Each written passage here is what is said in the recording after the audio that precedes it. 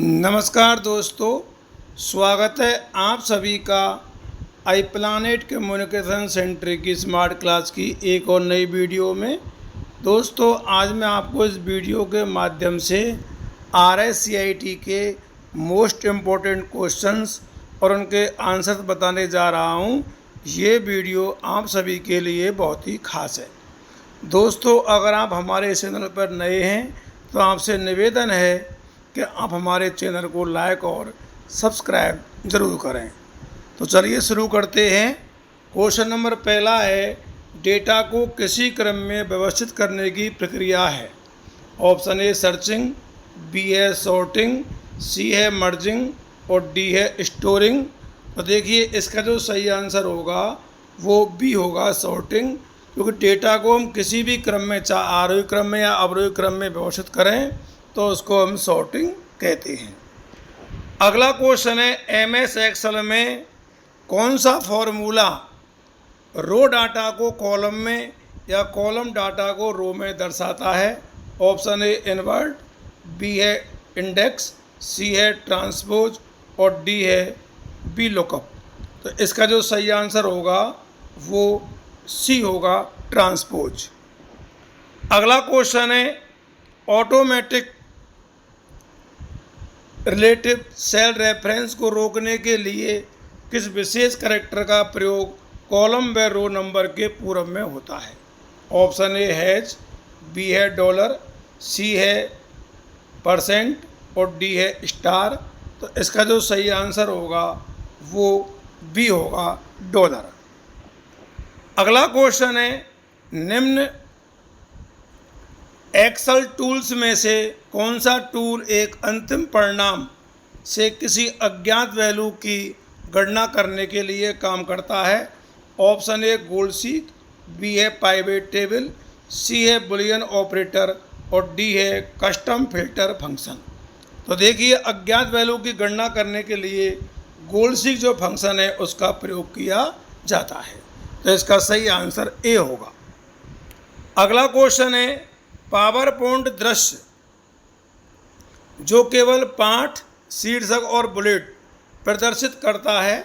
Slide show, option B outline view, C है summary view और D है slide sorted view. तो इसका जो सही आंसर होगा वो बी होगा, आउटलाइन व्यू। नेक्स्ट क्वेश्चन है, मोशन पाथ क्या है। Option A animation interest effect का एक प्रकार, स्लाइड को बढ़ाने का एक नया तरीका, सी है ए और बी दोनों, डी है एक स्लाइड पर आइटम को मूव करने की विधि। तो इसका जो सही आंसर होगा वो डी होगा, स्लाइड पर आइटम को मूव करने की एक विधि जो है वो मोशन पाथ कहलाती है। अगला क्वेश्चन है, एक प्रेजेंटेशन में स्लाइड शो स्टार्ट करने के लिए F5 की को दबाते हैं, स्लाइड शो मेन्यू से व्यू ऑप्शन को चुनते हैं, ए और बी दोनों, और डी है स्लाइड शो मेन्यू से रियर स्ट्रैमिंग को चुनना। तो इसका जो सही आंसर होगा वो होगा सी, ए और बी दोनों।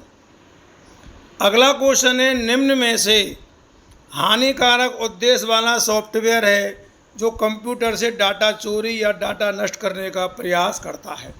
ऑप्शन ए मेलवेयर, बी है MS वर्ड, सी है VLC और डी है MS पेंट।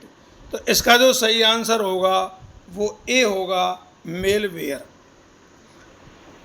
अगला क्वेश्चन है, HTTPS में उल्लेखित एस का क्या मतलब है।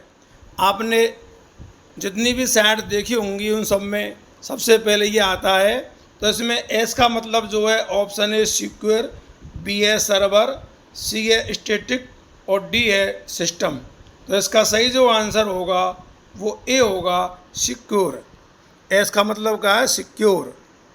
अगला क्वेश्चन है 10वां, किस प्रकार के साइबर अटैक में आपसे आपकी जानकारी मांगी जाती है, जैसे पासवर्ड, नाम, जन्मतिथि, पिन आदि।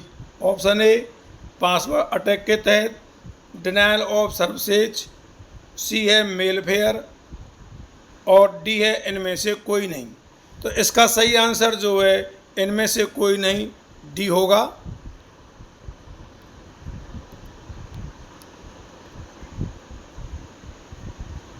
और इसका उत्तर जो है वो होगा फिशिंग, क्योंकि फिशिंग के तहत हमसे ये सभी चीज़ें मांगी जाती हैं। अगला क्वेश्चन है 11वां, सीडी या डीवीडी में बर्न किया जा सकता है। ऑप्शन ए वीडियो, बी है चित्र, सी है दस्तावेज और डी है उपरोक्त सभी। तो इसका सही जो आंसर होगा वो डी होगा, उपरोक्त सभी। अगला क्वेश्चन है टर्म HDMI में HD का क्या अर्थ है। ऑप्शन ए उच्चायाम, बी है विशाल डेफिनेशन, सी है हाई डेफिनेशन, डी है भारी परिनियोजन। तो इसका जो सही आंसर होगा वो सी होगा, HD का मतलब होता है हाई डेफिनेशन। अगला क्वेश्चन है 13वां, यह प्रिंट करने से पहले एक दस्तावेज कैसा दिखेगा, यह जानने के लिए किस कमांड का उपयोग किया जाता है। ऑप्शन ए फाइल पूर्वावलोकन, बी है प्रिंट, सी है प्रिंट पूर्वावलोकन और डी है मानव पूर्वावलोकन। तो इसका सही जो आंसर होगा वो सी होगा, प्रिंट पूर्वावलोकन। इसे हम प्रिंट प्रीव्यू भी कहते हैं। अगला क्वेश्चन है पावर पॉइंट प्रदर्शन में कौन सा फाइल प्रारूप नहीं जोड़ा जा सकता। Option A .gpef, .htm, .gif, .wev।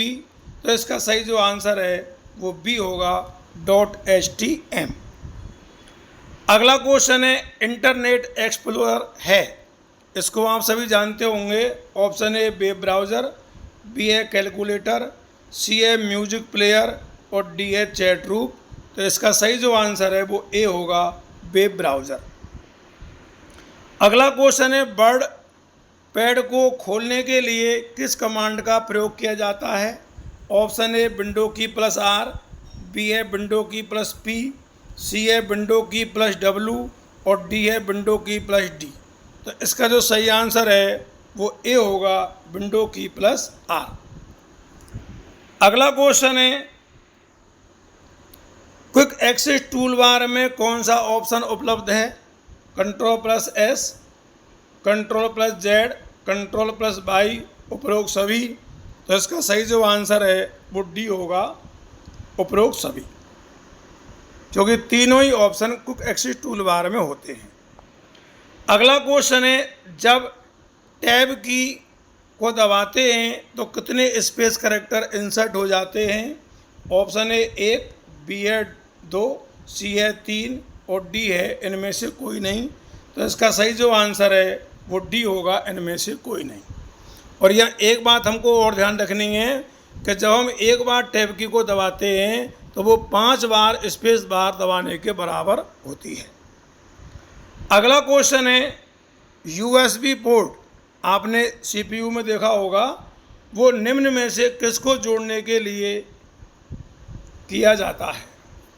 Option a hard disk को, बी है पेन ड्राइव को, सी है रैम को और डी है नन ऑफ दीज। तो इसका सही जो आंसर है वो बी होगा, पेन ड्राइव को जोड़ने के लिए USB पोर्ट का उपयोग किया जाता है। अगला क्वेश्चन है एक्सेल की वर्कबुक की कुल रो और कॉलम की संख्या कितनी होती है। तो देखिए इसका सही आंसर जो है वो होगा ए, क्योंकि एक्सेल में 10,48,576 रो होते हैं और 16,384 जो है इसमें कॉलम होते हैं। अगला क्वेश्चन है पावर पॉइंट 2010 में फाइल का एक्सटेंशन है। ऑप्शन ए PPT, बी है .ppx, सी है .pptx और डी है .ppxt। तो इसका सही जो आंसर होगा वो सी होगा, .pptx। और ये काफ़ी अच्छा क्वेश्चन है, कई बार एग्जाम में भी आ चुका है। अगला क्वेश्चन है 22वां, टाइम्स न्यू रोमन है एक font, page layout, printing, none of these. तो देखिए टाइम्स न्यू रोमन जो है एक फॉन्ट है। अगला क्वेश्चन है, सबसे छोटी मेमोरी कौन सी है? टेराबाइट, बी है गीगाबाइट, सी है किलोबाइट और डी है मेगाबाइट। तो इसका सही जो आंसर होगा वो सी होगा, किलोबाइट।